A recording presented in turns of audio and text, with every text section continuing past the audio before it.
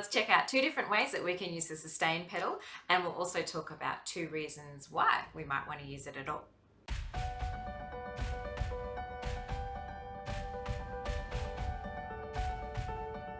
Hi there, I'm Kylie and I love sharing easy tips and tricks to inspire you to learn the love of music. Please subscribe if you enjoy the content, and a thumbs up is the best compliment that you can give. Let's break down this piano pedaling. So with the sustain pedal, so the right hand pedal on the piano. Now you may also have a jack to plug in a pedal on a keyboard. It might say sustain or damper at the back of your keyboard. You can just plug a pedal to match your keyboard into there. Now, the first reason that we might want to use the pedal is to enhance the sound. So on the piano, it sounds kind of very dry and a bit dull if we don't use any pedal. For example, if we want to play some really big chords and we want them to be big and full and grand, then it sounds very dry and dull if we don't add a little bit of this right hand sustain pedal. So the first technique that we can explore then is called direct pedaling. So we can put our foot down at the same time that we play a big chord to enhance the sound. Let's step up and down the piano now, just on a 5-finger C pattern.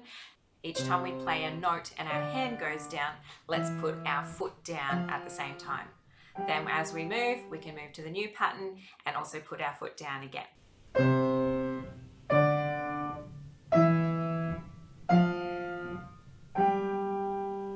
A second reason that we want to use the sustain pedal is to help with legato playing. If we want our notes to play smoothly, then we actually want to hold the pedal down while our hand lifts off. So this is then called indirect pedaling. To practice this smooth pedaling, let's start with our foot down, just so that we can get the action ready. And then as we play down onto the keys, our foot lifts up at exactly the same time. Then our foot goes down on the pedal again. So each time our hand goes down, our foot comes up at the same time, and then remember to put the pedal back down again. So by holding the pedal as we move to the next note, it then gives the smooth sound to our playing.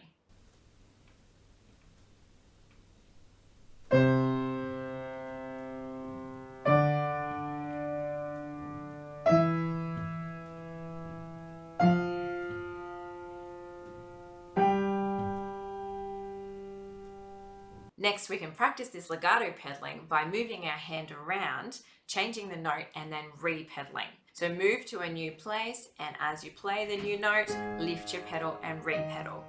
Move to a new note and lift your pedal as you play, and then re-pedal again. So practice this over your 5-note position, and also practice it moving anywhere around on the piano, playing any sort of notes to help get this coordination going with your foot and your hands.